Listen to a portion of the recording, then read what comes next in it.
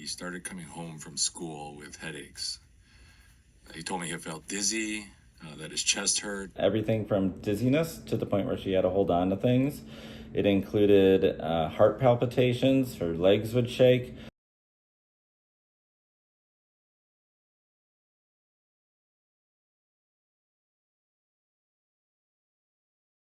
They have every excuse in the book. The air is fine. There are no official standards for mold levels. The entire process felt like the school needed to justify their clean air rather than trying to help Scarlett. The only thing I knew for sure was that something at school was making him sick. It would only happen in the building, but every time she came home, and in about an hour, it would completely resolve.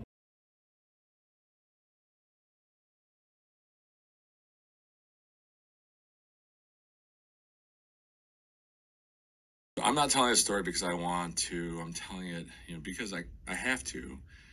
No child should ever have to go through what mine did, because no parent should have to fight this hard just to make sure their child is safe at school. We assume the air in our schools is safe. We assume the people in charge will protect our kids. But I'm standing here to tell you that assumption is just harmfully wrong. And so if your child at all is struggling with some strange symptoms, please don't ignore them. Ask the questions, demand the answers. Don't let anyone tell you that it's nothing when you know something's wrong. My son is completely healthy now that we got him out of Woodlawn Middle School. But not every child is that lucky, because the air our children breathe matters, and every single child deserves to breathe clean, safe air. No excuses.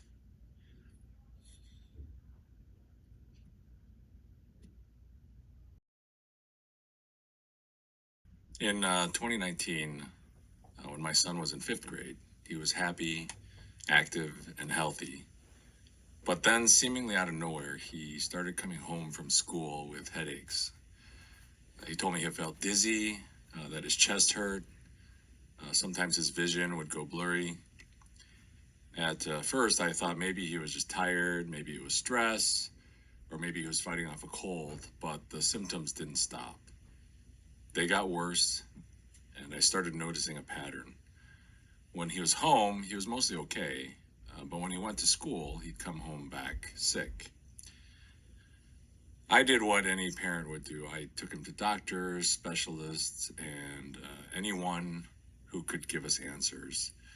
Neurologists, cardiologists, allergists, test after test, scan after scan, but every result seemed to come back normal. But he wasn't. He wasn't normal. He was struggling. Some days he was so sick, he couldn't even walk out of the school on his own, and I had to pick him up in a wheelchair. Can you imagine that? Watching your child walk into school healthy in the morning, only to carry him out at the end of the day. The only thing I knew for sure was that something at school was making him sick. When my son was ready for seventh grade, we toured Woodlawn Middle School to see if he could go back safely. Within minutes of walking inside, he grabbed his head and told me it was pounding. He felt dizzy. I knew then we had a serious problem.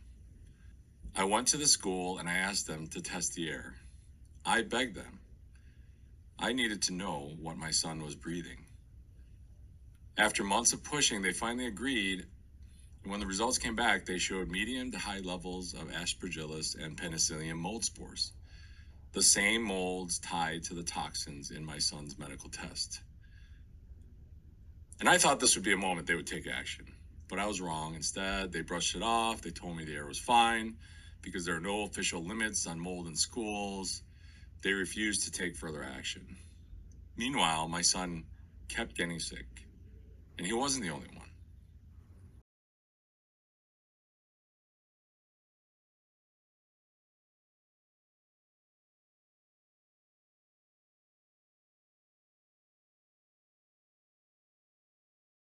Last January of 2024, Scarlett, our oldest, began experiencing physical reactions when in Woodlawn Middle School.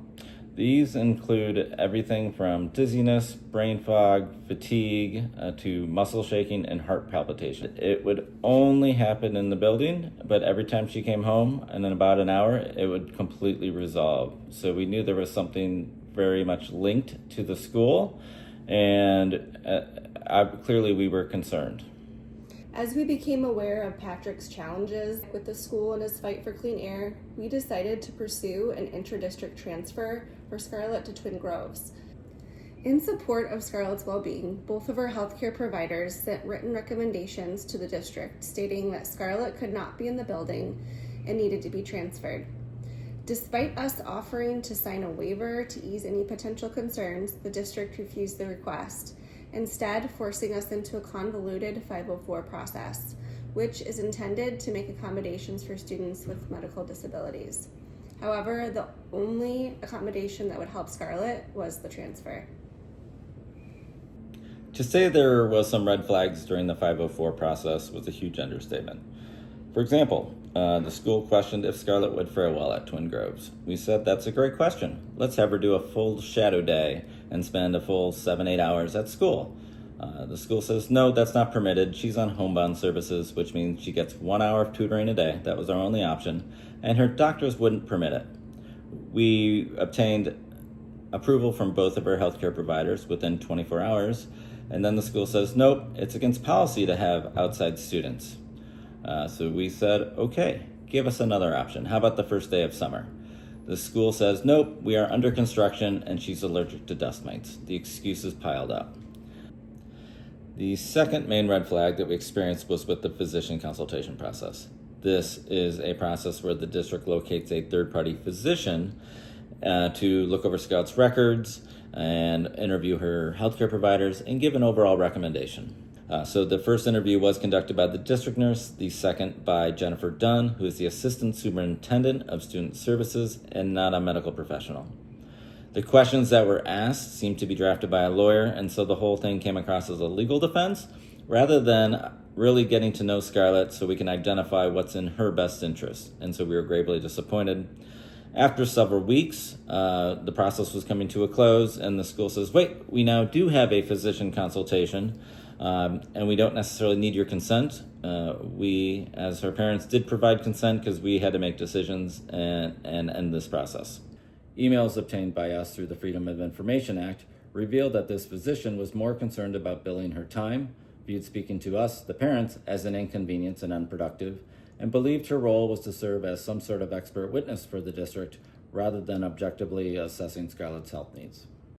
When it came down to the final 504 meeting, Jen and I went in hesitantly, not knowing what to expect, but still holding on to a little bit of hope, as Scarlett was waiting to find out when we got home what the decision and final decision was. The meeting was nothing but disappointment. It held a sense of lack of professionalism by the way their lawyer handled themselves, with screaming, unfair language that was used. The principal even at one point alluded to us that these symptoms could be stemming from fear we've placed into Scarlett, that the school isn't safe for her. Walking away from, I'm gonna cry. Walking away from that meeting was so traumatizing. The school just didn't care about our daughter. And I am just sickened by the lack of professionalism and leadership that took place. Our daughter deserves better. Our daughter deserves better. Every student there deserves better. Every faculty member. No one should be treated the way our family and our daughter was treated. Despite Scarlett's healthcare provider's medical concerns, the school denied her transfer, claiming there was no objective data linking her symptoms to the school. The district seemingly dismissed the advice of Scarlett's longtime healthcare providers and instead relied on a doctor who never met her and only spoke to one of her doctors for 15 minutes. The district's final decision, Scarlett must return to Woodlawn. And the only accommodation that would be provided was that she could go outside or visit the nurse on an as-needed basis. With no alternative, we were forced to make the heartbreaking decision to pull Scarlett from Woodlawn Middle School. Now, in her 8th grade year, Scarlett is attending a private school where she is absolutely thriving. She is finally receiving the quality education she deserves, free from the health concerns that once overshadowed her learning. Ensuring our children are in a safe learning environment where they can thrive is what most of us parents can hope for.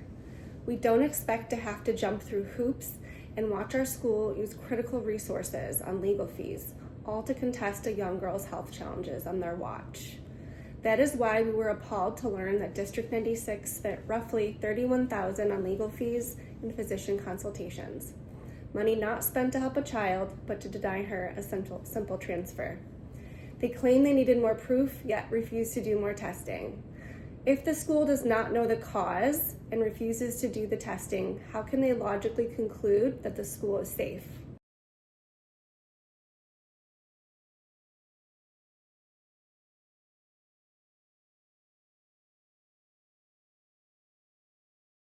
The school refused to do any further testing, so I took some matters into my own hands, and I and other parents have independently tested the air inside the school, and what we found was horrifying. Trichocetin. This isn't just mold. It's a poison produced by molds. A toxin so dangerous, it's classified as a biological weapon, and it does indicate that it's very severe, and not every kid may feel symptoms like the other kids. So it just really depends on the health and well-being, immune system, genetics of that child before it could affect them, but it's bad regardless. We took our findings to the school and demanded they repeat the testing. We gave them every opportunity to do the right thing. And you know what they did? They continued to refuse. They dismissed the results, told us their previous testing was good enough. Meanwhile, my son was still coming home sick, and more parents were starting to notice their own children struggling with the strange symptoms. Kids developing asthma, severe allergies, chronic headaches, symptoms that mysteriously disappeared when they left the school.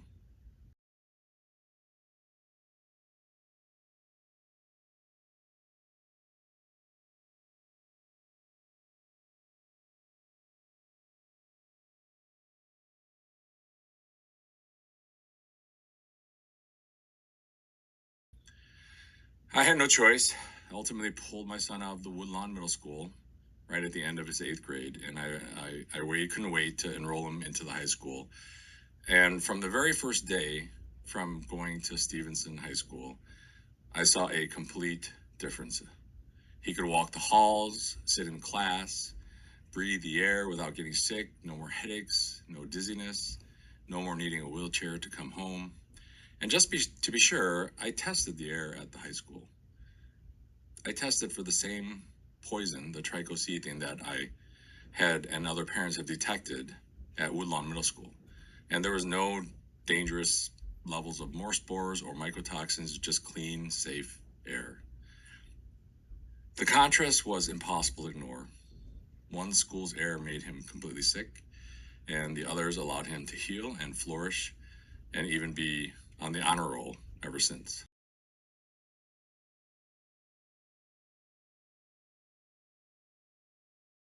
As parents, we should never have to fight this hard to ensure our children have a safe and healthy learning environment. If your child has experienced unexplained symptoms at Woodlawn, or if you face similar challenges navigating the school's process, we urge you to come forward. Whether you want to share your story, advocate for change, or assist in this movement, your voice matters. Together, we can push for transparency, accountability, and real solutions to protect our children. We also have a petition available. Signing it is one small step in making a big difference. If you would like to connect, discuss further, or join us in advocating for safer schools, please reach out at woodlawnparentvoices@gmail.com. Your support could help ensure no other family has to go through this fight alone.